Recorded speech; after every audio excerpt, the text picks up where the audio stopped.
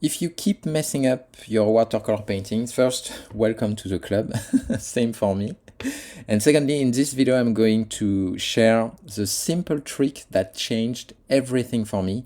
And it all started with this photo, which is a photo from one of my students. And by the way, if you want to know the proven system that allows me to create beautiful watercolor paintings that truly come from you with no tutorial, click on the link in the description below. When I look at this photo, there are two kinds of topics that I could address, two kinds of intentions. The first one was about the fog in the mountain here.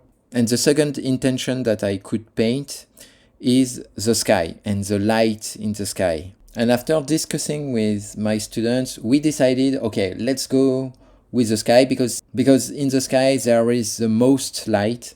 So let's try this one. And the issue that I had is that I didn't prepare as seriously as I could have in order to paint this sky. And I use a painting technique that I call the basketball technique, which consists of first putting some pure water on the paper and then adding some blue and then adding some gray in the sky. And just by doing that, I thought that it would be all right. But in the end, I came up with this first wash, which is not ugly.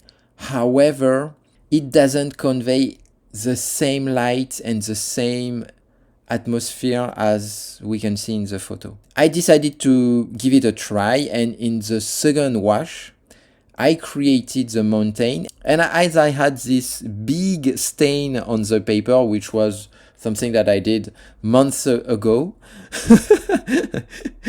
it was like a misstep during a painting. I think that there was a big drop of pigment that I tried to clean, but it didn't work.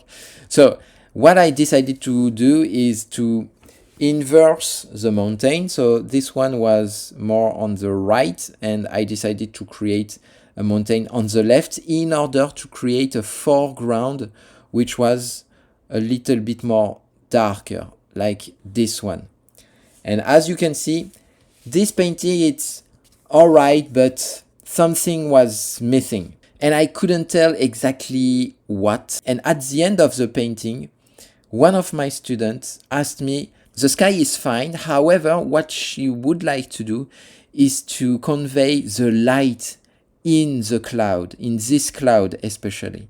And when she asked me that, I told her, oh, but you know what? We can give it a try, especially due to the fact that this painting was kind of a failure for me. It was nice for me to try something else. And what I told her is, okay, you know what? Let's zoom onto this cloud especially. Let's put some pure water and then let's add some warm colors. Because if you look closer at the photo, on the cloud, you can see that there is a huge light here, and then we have a transition to warmer color.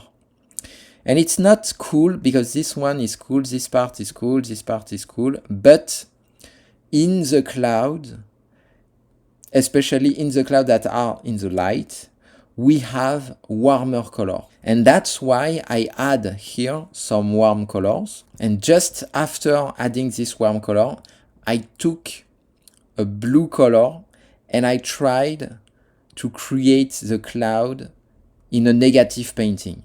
And as you can see, the cloud is going to pop from the paper. Okay, and here you can see the final result. And the student told me, wow, this is beautiful. It's much more beautiful than the first watercolor that that is a failure, complete failure.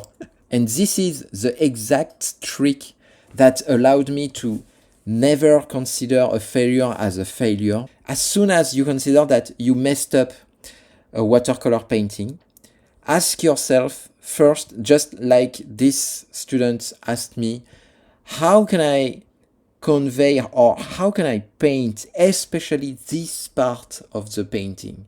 You don't need to create the whole painting from scratch again. Just take one tiny little part of the topic and try to master this one. So these are the three criteria that completely changed everything for me. The first criteria is smaller. If you have a big topic like this one and you need to do every little detail of the painting, don't consider that. Take a small part of the painting like this one and try to just do this tiny part. The second criteria is the desire. Do I want, after I made things much smaller, do I want to paint this one? Because if you don't want it, you won't do it. And as this student asked me this question, I had immediately, okay, we can try this technique. And then I showed her and I wanted to see, okay, what will I come up with? And it leads to our third criteria. In order to learn from failure, the first, it has to be easier than what you already did. And in this painting, just making this transition with this light in the clouds, it was so much easier for me to do. So next time you mess up with one watercolor painting, ask yourself, what can I try that is smaller, that is easier, and that I would like to do in order to try again? And by doing so, you will completely forget the first painting that you did that is not that good, and you will focus on, okay, I want to know the result of this experience. And the thing is that it works marvelously well with me when I try this new experience just after I messed up the first painting.